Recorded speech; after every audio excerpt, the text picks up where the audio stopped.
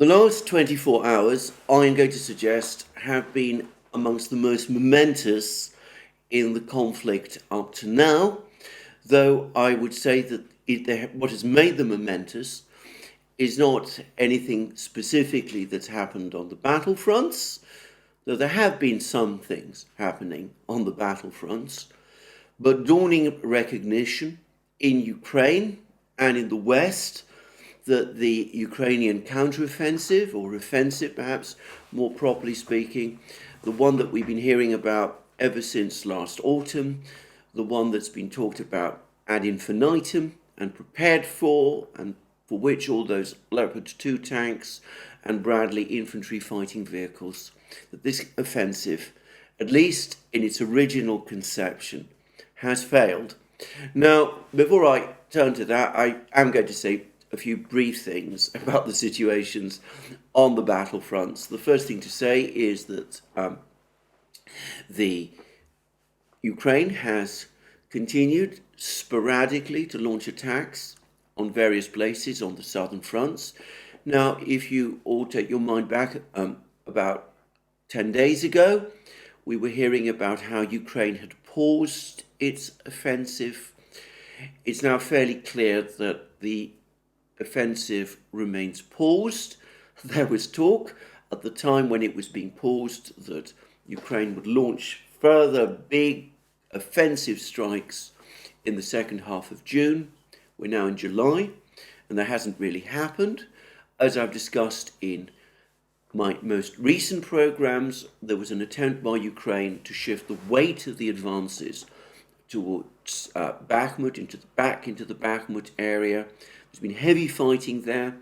Bakhmut, in some respects, was an easier target, but it's now become clear that despite the fact that the Russians have had less time to consolidate in the Bakhmut area, they haven't had the time to build the elaborate fortifications that they have done in other places. Notwithstanding all of that, Ukraine's attacks in the Bakhmut area up to now have continued to be unsuccessful. And in Orechov, on the Vremevka ledge, near Pyatikhatki, Ukraine has basically ground to a stop kilometers north of the major Russian fortified lines. And the other important attack that Ukraine tried to launch, or at least some kind of event that's not entirely easy to understand, but anyway, the landing that they tried to launch under the protection of the remaining parts of the Antonovsky Bridge near Kherson across the Dnieper River. Well, it's not entirely easy to disentangle all of the information about this, but it seems that that attack has now also failed. There was an Iskander missile strike on the Ukrainian positions. The Russian Ministry of Defense says another 30 Ukrainian soldiers were killed, and Sladko, the governor of Kherson region, says that mopping up operations are underway. But in effect, the Ukrainian attack, the Ukrainian strike there has collapsed. And in fact, early this morning, we got reports that Russian Marines coming up on speedboats took the remaining Ukrainian troops on the East Bank, if they really are on the East Bank, or on one of these islands. I'm not sure. Russian accounts about this incident have been extremely contradictory. But anyway, Russian Marines have apparently taken these troops in the rear. There's now, for the first time, by the way, confirmation that the Ukrainians managed to occupy some kind of hotel complex, presumably on the East Bank, but apparently that's now been stormed. And anyway, that operation also seems to have failed. And in the meantime, Russian missile and drone strikes continue on the same basis as always. And there's also been further reports that the Russian Navy has changed the camouflage scheme of its ships. This is presumably done to make them more difficult to detect by ATACMS missiles, if they ever arrive, Storm Shadow missiles, but I suspect principally these seaborne drones, long-range torpedoes in some ways, that Ukraine has been trying to launch to them. And there's pictures now of the Russian Navy. And it's important to stress that since the loss of the Moskva back in May of last year, Russia hasn't lost a single ship.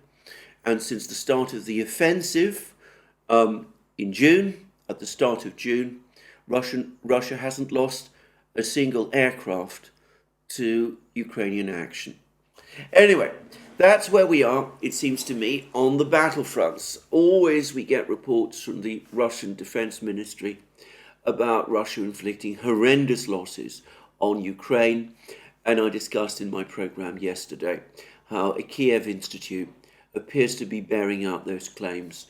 A staggering 78% of respondents to this particular Ukrainian-conducted poll confirms that they know people who have either died or been wounded over the course of this conflict, with, I believe, the average being 6. The average number of the people they know being 6, and incidentally and in passing, I'm also seeing reports, not always easy to assess these reports, but anyway, I'm seeing reports that Ukraine is trying to extend even further the scope of its mobilization, which many perhaps rightly take to be further proof that Ukraine has suffered very heavy losses and that its reserves are now becoming depleted. Anyway, let's come back to the cascade of reports which we have got over the last 24 hours, that things are going very wrong. The first was a report by a Canadian journalist who said that the fundamental problem Ukraine is suffering from is that its troops on the front line have inadequate training. And he spoke about, again, the enormously heavy losses that Ukraine is suffering, the fact that the troops are not trained up to the level that they need to be in order to conduct offensive operations, or indeed any kind of military operations, without suffering exorbitant losses. And he spoke about Ukrainian soldiers being pressed into the fight after just 2 weeks training. And this, according to this particular Canadian journalist, is Ukraine's Achilles heel. The fact that they're basically run out of properly trained manpower. Well, that was a Canadian journalist. Then we had a report in the Wall Street Journal. The report in the Wall Street Journal spoke about the Ukrainians being shocked by the elaborate and incredibly strong fortifications that the Russians have created. And it spoke about these fortifications having somehow come as some kind of a surprise, which I don't understand. People have been talking about these fortifications since autumn. And it appeared to attribute the fact that the offensive is not advancing as quickly as some expected to the fact of the existence of these fortifications. What this article did not make clear is that Ukraine has not actually reached the fortifications, these heavy fortified lines, in any place on the battlefronts. In Zaporozhye region and in Kherson region, where Ukraine has been conducting perhaps the most powerful attacks, at least up to the ones where it started launching its other attacks in the Bakhmut area about a week ago. Well, the fighting has got bogged down in places like the Vremevka Ledge, close to the town of Orechov, still around the village of Pyatikhatki, which Ukraine has failed to capture. The Ukrainians have been able to capture the odd hamlet here and there. By some assessments, they've been able to take something like 50 square kilometers of territory. But none of this is anywhere close to the big Russian fortified lines.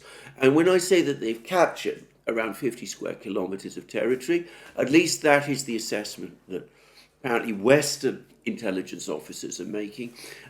Seymour Hersh spoke about around 40 square miles, to which Ukraine might have added 40 square miles that Ukraine might have captured in the first days of the offensive, another 4 square miles that it may have captured since then. What none of this acknowledges is that this is all territory, which until January was in the grey zone. In other words, it was contested territory. It was territory that the Russians, in that advance which they conducted in January, occupied, not as many thought as part of a springboard for an offensive towards Zaporozhye city or to capture Orekhov or for any of those purposes, but in order to lay vast minefields, to create a sort of zone of control north of the fortifications.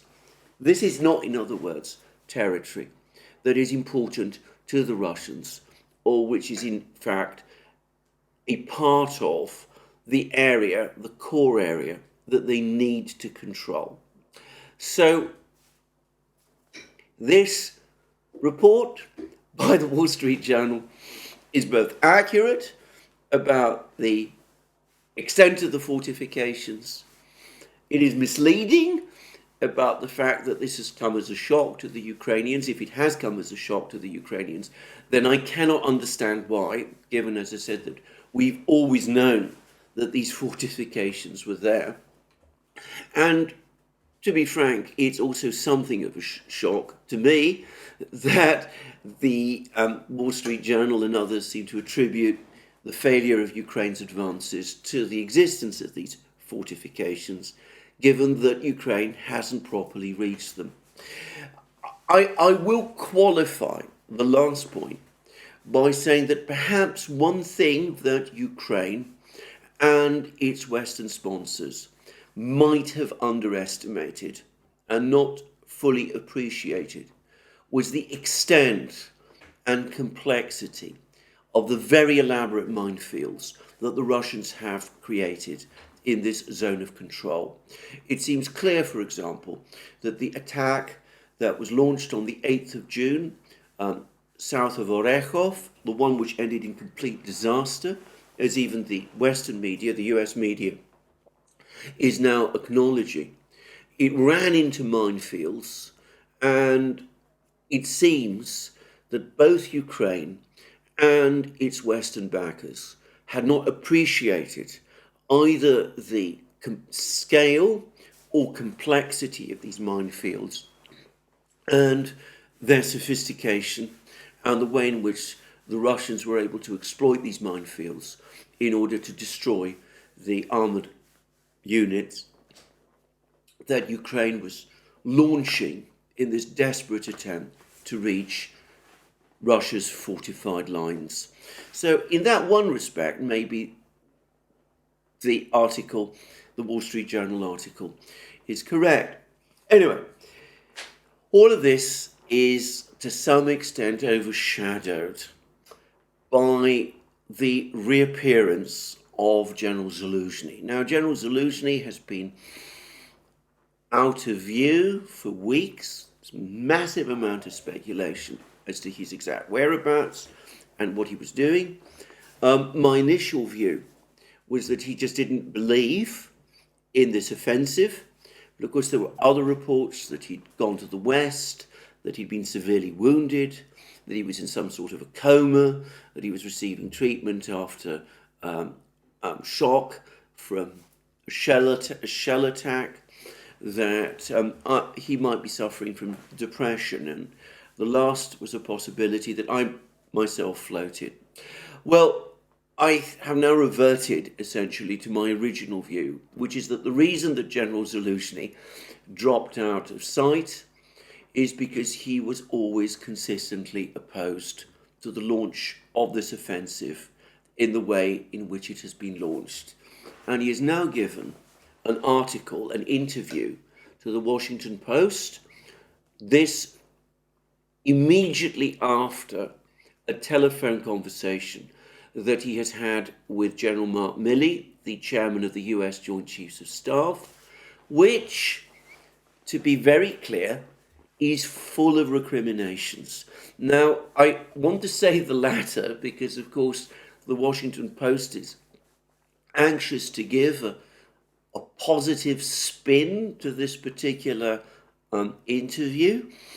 And in some ways, Zaluzhny himself, who is after all a military officer bound under the chain of command, he isn't going to say that the offensive is failing, that Ukraine is losing. But nonetheless, if you actually parse carefully what he says in this interview, it's absolutely clear that he is furious, that he's very, very unhappy about this offensive, and that he's now being wheeled out both to try to repair the damage and, in effect, to call the whole thing off, or at least put it on some kind of a pause until the situation, the problems which, in his opinion, argued against this offensive, have been remedied. And by that I mean that he is now complaining angrily about the fact that an offensive was launched against heavily fortified Russian positions, against heavily equipped, trained and fully effective Russian troops. He's insisted upon the latter point.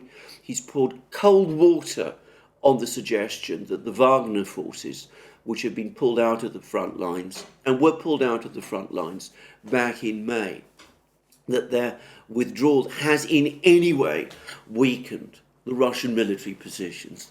Anyway, he has criticized the whole original conception of the offensive. He says that the Ukraine was asked to conduct an offensive against these heavily fortified Russian lines, against these trained Russian troops without air cover. He asks rhetorically, which military would do such a thing? Not the NATO military, not the Russian military. In any case of this nature, when a military like that was planning some kind of offensive, they would be seeking air cover for their troops. And I get to turn to that in a moment. But anyway, he says that he doesn't understand how an offensive, in effect, could have been launched, how the West could be insisting on rapid results from an offensive without Ukraine being provided with air cover. He says that he doesn't understand why, with 3 times, or is it twice as many Western aircraft operating on Ukraine's western borders as the Russian Air Force is deploying in Ukraine itself, he doesn't understand why the West can't just simply give Ukraine enough fighter jets in order to redress the balance and provide it with air power. And he also complains bitterly about ammunition shortages. He says again, how can he conduct a successful offensive when he is completely outgunned? And he says that the Russians outgun Ukraine 10-1. Now that might be an exaggeration, an overestimate. It's a figure, though, that the Ukrainians have given in the past. But anyway, he is basically saying that he's not going to achieve a breakthrough unless he gets far more ammunition, far more artillery, and he gets aircraft, he gets fighter jets. And he even gives a figure. He says that he doesn't need 120 fighter jets. Now, one wonders where he got that number from. I suspect that in private discussions, the Ukrainians have in fact asked for exactly that number of fighter jets. I remember that there was a public report when they were reported to have done exactly that. He's now saying that he needs far fewer than that. He doesn't say how many he needs, but anyway, he is basically saying that he needs air cover. Now, I'm going to say something here, which is that air cover is not the same as air superiority. And I think this is a crucial difference. I speak, again, as someone who is not a military expert. But it's one thing to be able to provide some kind of air protection for your forces as you advance so that the enemy air force doesn't bomb them, and air cover would do that. But I would have thought that in order to break through fortified lines as complex and as strong as the ones that the Russians have created, you would need much more than that. You would need hundreds of aircraft with heavy bombs to be able to break these fortifications. And Zaluzhny himself appears to be conceding that that isn't going to happen. Now, I say that because that is exactly what the NATO did over the course of the war with Iraq in 1991 to liberate Kuwait. The US and its allies conducted I seem to remember from memory, it was a 2-month air campaign, maybe it was even longer than that, basically to break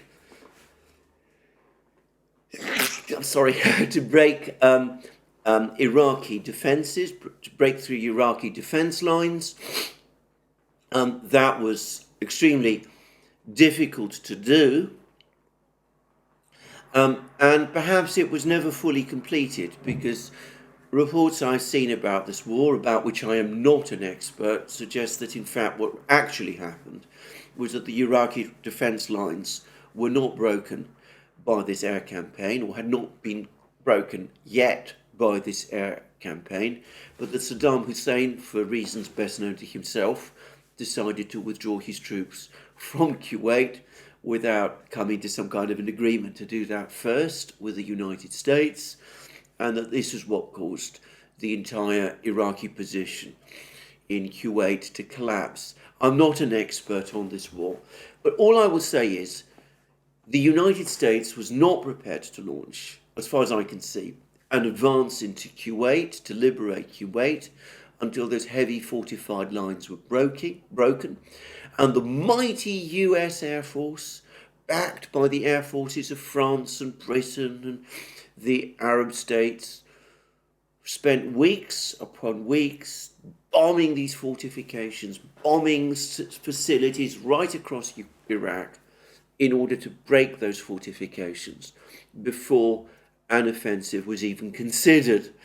And the key thing to understand is that the fortifications that Saddam Hussein's engineers built in Kuwait were in no conceivable way comparable in sophistication to those that the Russians have created in this conflict zone, and nor, of course, were the Iraqi troops comparable in training or equipment to the Russian forces that we see in Ukraine. So, Zaluzhny might want fighter jets, but he would actually probably need far more than he says now in order to make a difference. He would need not just to give himself air cover for his forces, he would probably need air superiority.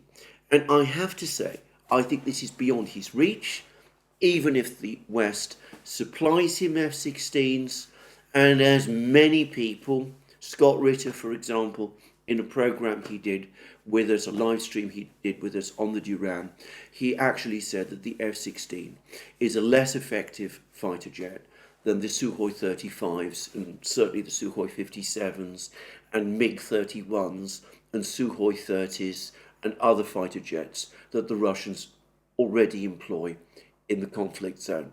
So what Zaluzhny is demanding, he will get F-16s, but they might not change things as decisively as he expects.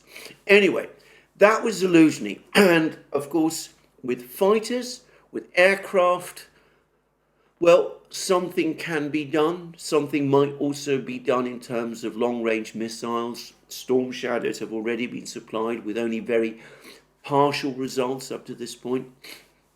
But ATACMS missiles might be on the way, but apparently not in huge numbers, because the United States doesn't have huge numbers of these things. But on the ammunition question, here the problems are insuperable, something which Zaluzhny himself simply doesn't acknowledge. He complains about the 10-to-1 advantage that the Russians have. He says that he needs to have at least as many shells as the Russians in order to succeed in this offensive. He complains that he's not getting anything like that many. He demands more, but he doesn't seem to acknowledge that more cannot come for the simple reason that more cannot exist. I'm not going to go over this whole topic of ammunition and ammunition shortages, save to say that already, even as Ukraine fires only a fraction of the number of shells that the Russians do over the course of this conflict, Ukraine is actually expending many more shells than the West, than the entire collective West is capable of producing. And this problem isn't going to be resolved in any foreseeable time scale that could help Ukraine. A resolution, if the West mobilized its industrial economy in order to solve this problem, would be years away. And Ukraine doesn't have those years. And in the meantime, Russia continues to crank out shells and guns. Shells probably in terms of millions of rounds now a year. Scale far beyond what the West can achieve. So that's Zaluzhny. Now, Zaluzhny didn't just give this interview to the Washington Post, and you can see that he's basically saying the entire offensive, as originally planned, was misconceived. We've also now had comments from General Milley. Now, General Milley had this, I suspect, scorching conversation with Zaluzhny, and Milley has come out and he said, well, this is going to be a very slow burn offensive. It's going to only advance weeks, getting weeks and perhaps months before anything significant is achieved. He doesn't acknowledge, General Milley does not acknowledge at any point the enormous losses Ukraine is absorbing and the struggles it is having to absorb human losses. But anyway, already you can see, or at least the way I read it, is that Milley also has now written off the possibility of any quick breakthroughs, and he accepts that this simply isn't going to happen. And basically, he is postponing the final recognition of the failure of the offensive to a date after he himself ceases to be chairman of the Joint Chiefs of Staff. And then we've had Reznikov, the Ukrainian defense minister. Now, he's been a little bit more reticent. He's not quite spoken out in quite the same way. But he too has now downplayed the prospects of this offensive. He says that the offensive, obviously it's slow. It's obviously not happening as dramatically and as quickly as people thought it would. But the fact is, some very slow incremental progress is being made, and people should not expect more. And by the way, coming back to Zaluzhny, he made comments about the Leopard 2 tanks, which, in my opinion, came very close to being contemptuous. He was apparently asked about the fact that Leopard 2s and Bradleys have been burning on the battlefronts. And he said, well, these are not parade vehicles. They were intended for war. What do you expect? If you actually use them in a battle, some of them will get destroyed. But he spoke about them. The way he spoke about them, the sort of words he used, I'm not going to read the exact words because this is all behind a paywall in the Washington Post. But the way he spoke about them, to my mind, suggested that he was not quite as impressed by these vehicles as some people in the West had thought. And of course, his point is that on the battlefields they are a target and that they burn as quickly and as comprehensively as any other tank or infantry fighting vehicle that is supplied. And then lastly, we have Zelensky himself. And Zelensky has been making all kinds of comments. He still says that he's going to press on with this offensive because he wants to achieve some result before the NATO summit meeting. But he also says that his forces are advancing much more slowly than he'd hoped because of ammunition shortages. And I've said that there is no simple answer to this problem. In fact, there is no answer to this problem. And he also, of course, again, brought up the topic of torrential rain, that the offensive has been slowed down, delayed by torrential rain. And he also complains angrily that not all of the weapons that the West said that they would supply have in fact reached Ukraine. But again, the timeline of all of this has been very well known. The Pentagon leaks of a few months ago basically told us how brigades were being trained and what their equipment would be in preparation for this offensive, the 12 brigades that would be readied for this offensive. There's no evidence that these brigades have failed to receive the equipment that was originally assigned to them. The West has indeed agreed to provide other equipment, but it was not the equipment that was supposed to be used for this specific offensive. And if we're talking about the Leopard 1 tanks and the other machines, well, they will no doubt come later, the Abrams tanks, but they'd never been earmarked for this offensive in the first place.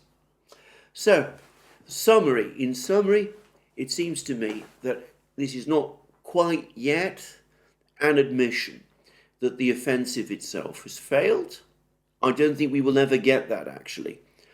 But it's as close to that admission as we're going to see, at least prior to the July Vilnius NATO summit meeting. And on Zaluzhny's part, at least, it comes with bitter recriminations. I suspect, as I said, that his telephone conversation with Milley was a scorcher. He's very careful to say in the article, in the interview he gave to the Washington Post, that Milley himself agrees with him, which, again, if true, and I, by the way, suspect it is, that, again, casts Milley's own actions, in my opinion, in a most unfavourable light. But we're going to not go there now. But anyway, we are, as I said, on the brink of at least a private acceptance in Ukraine and in the West that the offensive, the great spring-summer offensive, as originally conceived by Ukraine, that it's not going to work, that at the very least there has to be a stop and a rethink before the offensive itself is renewed. And that may not happen now before the F-16s arrive with the ATACMS missiles. And even that might not make the great difference that people imagine.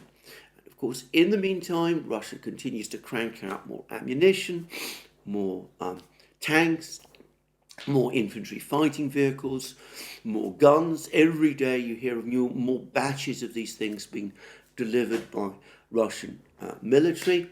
And of course, the Russians also continue to train up and deploy more troops. Their forces in the conflict zone are becoming stronger. Now, that's where we are. What the West decides to do about all of this is another matter. But there might be some indications that some kind of discussions will shortly be underway. Lavrov has already now said that the West is trying to freeze the conflict in Ukraine. He's just made another statement to that effect. he is essentially ruling that out. And there have, in fact, been diplomatic contacts of a certain nature between the United States and Russia. So we learned that CIA Director Burns, who it turns out visited Kiev in secret at the beginning of June, in what it looks like to have been another attempt to find out what would happen when the offensive was launched. This is before the offensive began to go catastrophically wrong. But anyway, it does look as if he went there with some kind of mandate to explore with the Ukrainians some possibility of negotiations. But anyway, he has now telephoned his opposite number in Russia, Sergei Narishkin, who is the head of the SVR, Russia's intelligence agency. And it seems that Burns's overt purpose was to assure Narishkin that the United States had no role at all in the Prigozhin affair. We don't know whether Narishkin and the Russians accepted that.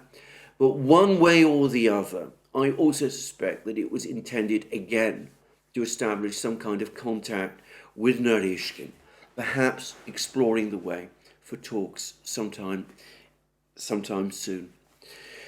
Now, I think, as I said, that we will start to see some move towards negotiations crystallize in the autumn.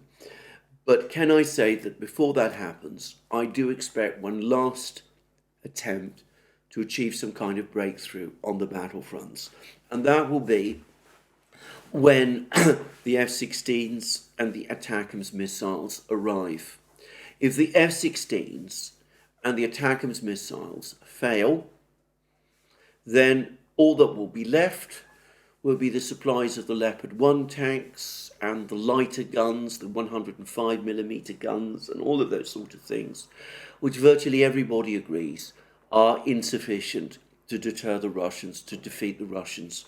And given that the Russian military in Ukraine is becoming bigger and stronger, and that the Ukrainian military is becoming weaker and smaller, I think that once we're past that point, the West will certainly be looking to find some kind of a way out. And the priority then, I suspect, will be to avoid any thought of Chinese mediation. Now, I'm going to just now finish this program by just mentioning just a few quick things. Firstly, there was supposed to be an EU Latin America summit. Zelensky tried to insert himself into it. The Latin American states vetoed that, so Zelensky wasn't able to get an invitation. And it looks like the EU wanted him there, but they have now again been confronted by the fact that the Latin American states didn't want that to happen. And following up on the mess left over from the Prigozhin affair, I said that President Putin would now have his work cut out, calling various leaders around the world to try to reassure them that the situation in Russia is stable. Well, he has now spoken to Prime Minister Modi of India, and it was in fact Modi who called him. But we read, this is the first paragraph of the Russian readout, in connections with the events of June 24th, that's the Prigozhin mutiny, Narendra Modi expressed understanding and support of the resolute actions by the Russian leadership to protect law and order and ensure stability in the country and security of its people. So we can see that Modi accepted Putin's assurances, and we learn there's a lot of discussions of various things in this readout. I'm not going to discuss this at this point, but we read at the end that the conversation was substantive and constructive. The leaders confirmed their mutual desire to strengthen the Russia-India specially privileged strategic partnership and planned future contacts. So Putin working hard to, as I said, reassure Russia's friends. And as I said, there's been this call from Modi. This is obviously an arranged call. And as we see, that diplomatic initiative appears, at least for the moment, to be working. Well, that's me for today. More from me soon. Let me repeat again, you can find all of our programs on our various channels: Locals, Rumble, BitChute, ODYSEE, Rockfin and Telegram. You can also support our work via Patreon and Subscribestar, links under this video. You can also find all sorts of great things in our shop: our magic mugs, our hats, our hoodies, our t-shirts, our sweatshirts, all our great things. And last but not least, if you've liked this program, please remember to tick the like button and to check your subscription to this program, to this channel. Thank you again for joining me. More from me soon, and have a very good day.